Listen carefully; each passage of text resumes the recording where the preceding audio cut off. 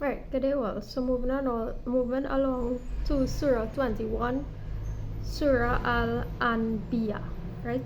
Um, so it says,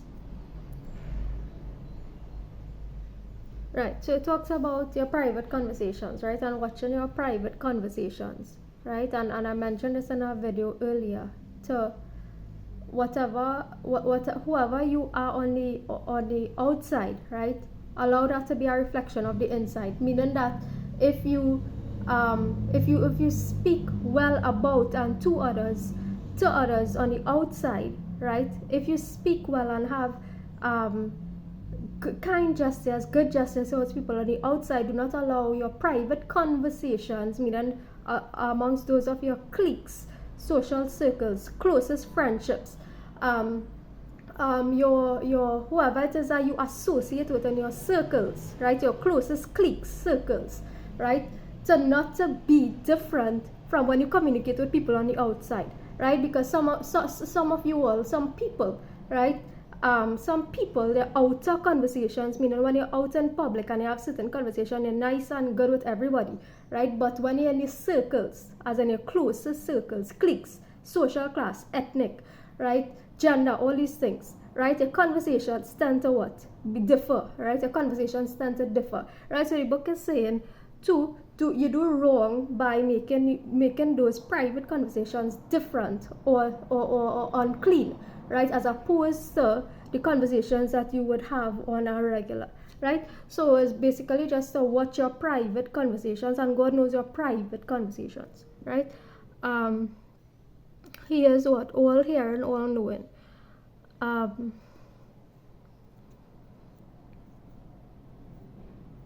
Right. So the book is this surah, this chapter is really about well, it's entitled the prophets, right? And it's talking about what a prophet is, and is saying that um the prophet the Allah did not make prophets not eating food, right? Meaning that you eat to survive, right? You eat to sustain yourself, right? Nor are they immortal, right? So it's talking about um breaking this immortal this quote from that on the immortality business, right? We are all mortals.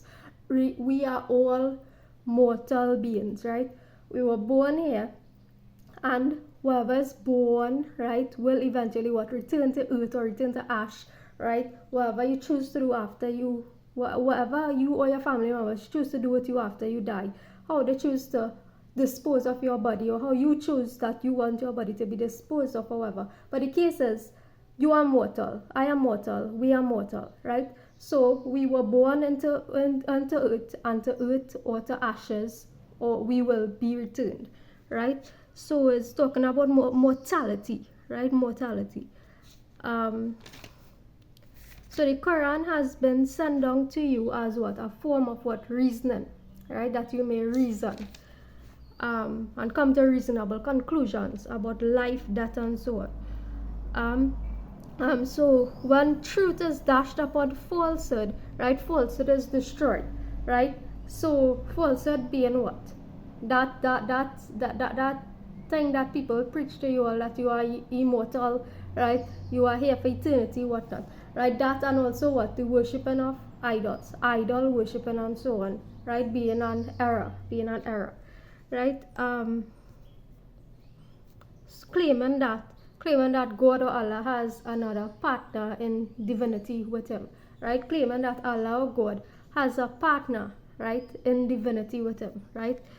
There's no deity except him, right? So again, emphasizing the point, because this chapter is about what? Prophets, right? Prophets come to teach certain things, messengers teach certain things, right? So it is said that people say again, and this is emphasis on past lessons, the most merciful has taken a son, right? Which is what? The Son of God, and so on. People say that the most merciful has taken a son, right? For God who so loved the world, la la la, right? God has taken a son, right? But the son, right, is what? As I said before, a servant, right? A servant of God, right? So God knows what is presently before people and what is after them. It is He who has created the night and day, meaning nature alternating, and the sun and all heavenly bodies in an orbit swimming, right? And it is noted that all previous prophets called for the worship of Allah alone, right? Allah did not grant a man, right, eternity on earth, right? No man is granted, no mankind, right? No one in mankind humankind is granted what? Immortality on earth, right? Meaning we will all live. We are all living, right? All of us, everybody on earth. Every soul will taste that, right? Every person will taste that, right? And Allah will test you with evil and with good as trial, and to Allah you will be returned. It is noted that what? Man or humans were created in haste, meaning in patience, right? So this has to do with what? Your sexual urges and managing your sexual urges, right? It has to, the lesson here is in managing your sexual urges, right? So that what? You do not get pregnant if you're not in a stage emotionally, mentally, materially, whatever, if you don't feel like you're comfortable enough to do that, right? So managing your sexual desires, right, until the appropriate time, right? So it's not about controlling yourself, one thing, self-management, right? Self-management, right?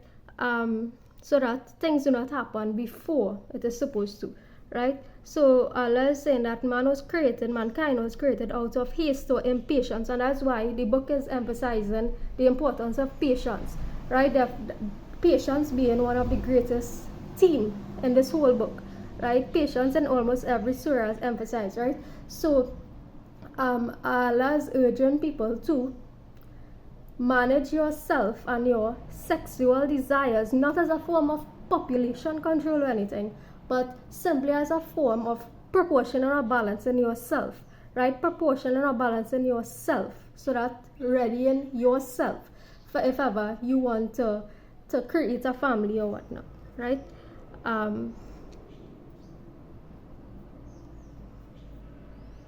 Right, so a reminder for the righteous, right, is that you need to shed the fear of death, right? We all need to shed the fear of death, because a lot of us, there are a lot of us, myself included, who is like, what? I'm ready to die, I'm ready to leave this earth, but then you face death, and death is a very scary thing, right? If you actually face death or have to go through that process, is actually not a nice experience, and is quite it is it could be a scary experience, right? So this is not to scare anyone, but just saying that if you ready yourself, meaning that do enough good deeds, right, and do enough good deeds to compensate for your past misdeeds and so on, and it will not be a scary experience. It would in fact be a sweet experience, right? It would be a sweet experience if you do enough good deeds to compensate for your past misdeeds, and your leaving of this earth will not be a scary experience, right? Right. So is the book is asking is asking you which of these statues to which you are devoted, right? So it is saying that so not to have devotion to any statues, meaning idols, right? Not to have any devotion to statues or idols, but rather in the unseen, belief in the unseen, right? Which is Allah. Allah is not seen. Allah is without a face, right? All these idols and so on is only representatives of attributes, right? Representatives of attributes, right? It's not God. It's not anything to be worshipped. Representatives of an attribute of God, right? So that it is a very low form of worship, right? It's a low form of worship. Worship really is what? Right conduct, right? So and if you pray and so on, right? So to God itself. So the book is saying that you and your fathers, right? Meaning that these traditions whom this was passed down from, right? These are in manifest error, right?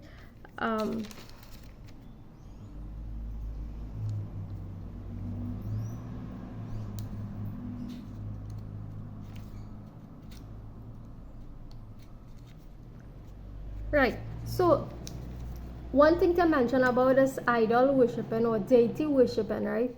It is something that people do for quick fixes in life, right? Rather than actually sitting with yourself and doing the inner work, right? Sitting with yourself and doing the inner work, right? So you want something quickly in life, right? You call on certain entities, to attain this, attain that, attain this, attain that, right? Rather than you doing the inner work, right? And seeing how you could change yourself, right? You call on certain entities or deities to give you a quick fix, right? To give you this quick fix materially, whatnot, right? So the book is saying to not to do these things, right? To be authentic, be real to yourself, be true to yourself, do the inner work, right? Do the inner work that's required, right? In order to be where you want to be or be where you need to be, right? Um,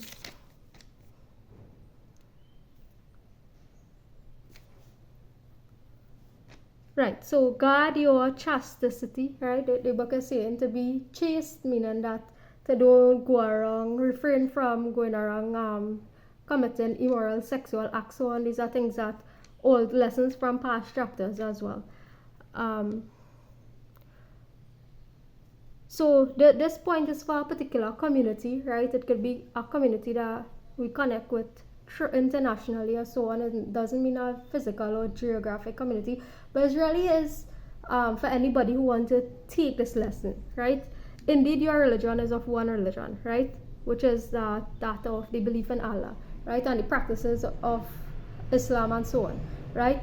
But this teaching is this particular teaching is particularly for a group of people, right? For a particular group of people, right? Who I am intended to reach, right? Indeed, your religion is of one religion. Meaning your way of life is not religion in the conventional sense, but those who know that the path that they are supposed to be walking, right? The path that you are supposed to be walking, right? Good. Right, so whoever does righteous deeds, as a believer, meaning belief in the creator of God, right? No denial will be there for that person's effort, right? So the book is a notification for all people.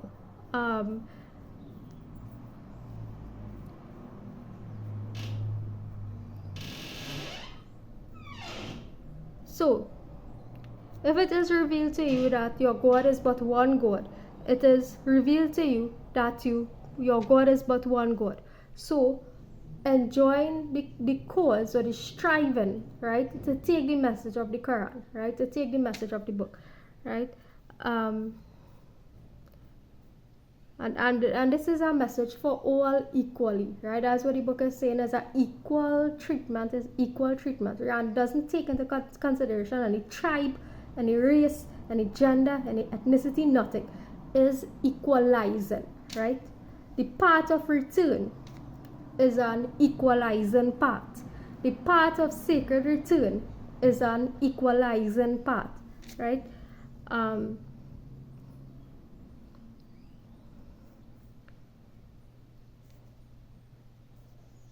So again, Allah knows what is declared of speech and what is concealed, right?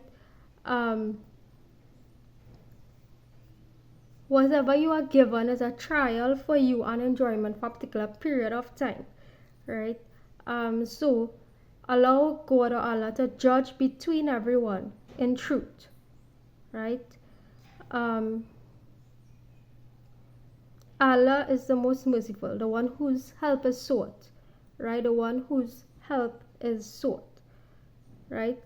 So again, if it is emphasized that this message has been made known to all people, not concealing any of it or preferring one group over the other. So it's not a preference, right? Is given. This is not. This is a public YouTube platform that I am teaching this in public. I'm not going to one group or whatever society or some secret society or some whatever it is or one particular group, right? This is anybody could actually view this on my YouTube, right? So The message is known to all people, not concealing it from anyone or preferring any group over the other, right? So have a good day, everyone.